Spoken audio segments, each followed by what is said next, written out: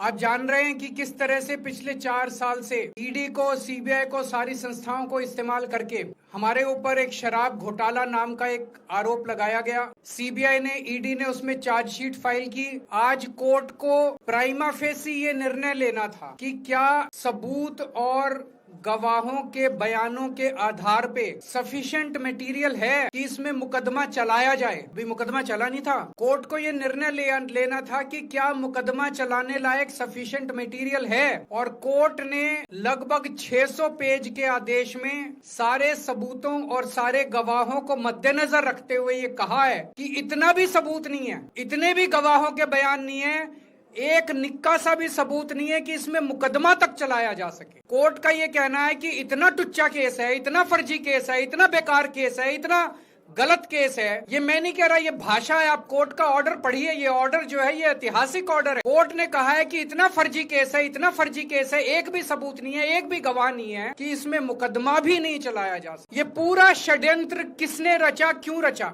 ये पूरा षड्यंत्र 2 लोगों ने मिलकर रचा, नरेंद्र मोदी जी और अमित शाह जी। और आज उन दोनों को पूरे देश से माफी मांगनी चाहिए। जनता जानती है कि केजरीवाल ईमानदार, उन्होंने कहा केजरीवाल की ईमानदारी पे छोट करो। जनता जानती है कि आम आदमी पार्टी ईमानदारी, उन्होंने कहा आम आदमी पार्टी की ईमानदारी पे छोट करो। उन्होंने आम आदमी पार्टी को खत्म करने के लिए षड्यंत्र रचा और बोले केजरीवाल बेईमान है, केजरीवाल बेईमान है, केजरीवाल बेईमान है, केजरीवाल ने शराब घोटाला किया, केजरीवाल पैसे खा गया, केजरीवाल ने 100 करोड़ रुपए खा लिए। मैंने जिंदगी में केवल ईमानदारी कमाई है, मैंने जिंदगी में केवल ईमानदारी कमाई है, मैंने जिंदगी में केवल ईमानदारी कमाई है, मैंने जिंदगी में केवल इज्जत कमाई है। एक नया पैसा नहीं कमाया मैंने अपनी जिंदगी में।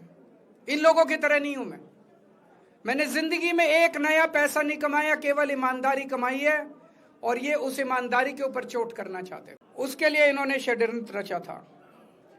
आज कोर्ट के ऑर्डर के बाद ये साबित हो गया देश के सामने, केजरीवाल कट्टर ईमानदार है, केजरीवाल कट्टर ईमानदार है, मनीष सिसोदिया कट्टर ईमानदार है, संजय सिंह कट्टर ईमानदार है, दुर्गेश कट्टर ईमानदार है, आम आदमी पार्टी कट्टर ईमानदारी है। हम नहीं कह रही है, कोर्ट ने सारे देश के सामने बोला है। देखिए, मैं ये कहना चाहती हूँ कि ये अभी लोअर कोर्ट का डिसीजन या उनकी सेइंग्स हो सकती है, और हम सब जानते हैं कि जब ये सारा मामला उठा था तो किस तरीके से सबूतों के साथ उन्होंने छेड़छाड़ करी।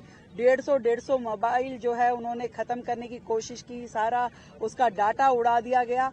अगर वो सही थे, आज जितने घड़ियाली आंसू वो दिखा रहे हैं, ईमानदारी की, कट्टर ईमानदारी की बातें कर रहे हैं, तो मैं उनसे कुछ प्रश्न पूछना चाहती हूँ।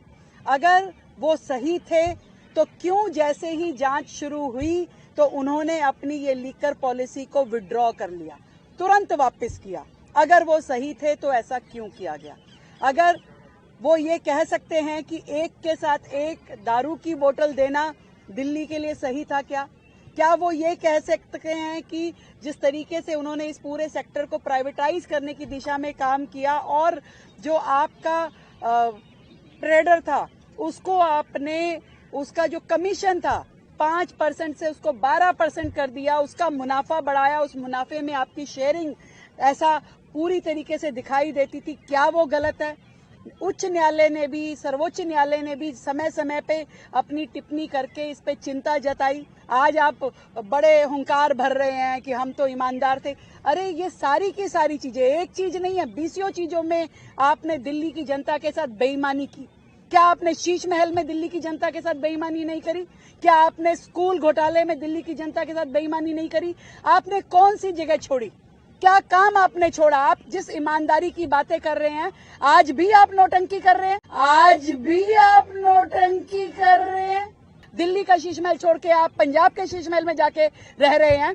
आप प्राइवेट जेट से नीचे बात नहीं करते। आप कह रहे मैं साधारण आदमी हूँ, मैं ईमानदार आदमी हूँ।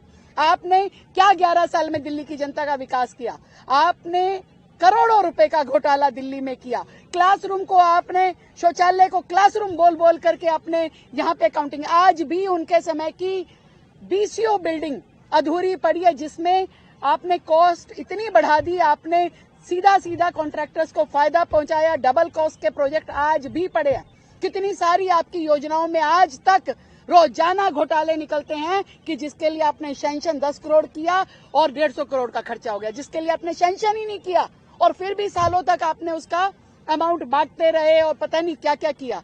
तो दिल्ली की जनता ने पहले ही न्याय कर दिया था, पहले ही आपको सत्ता से बाहर कर दिया, दिल्ली से बाहर कर दिया।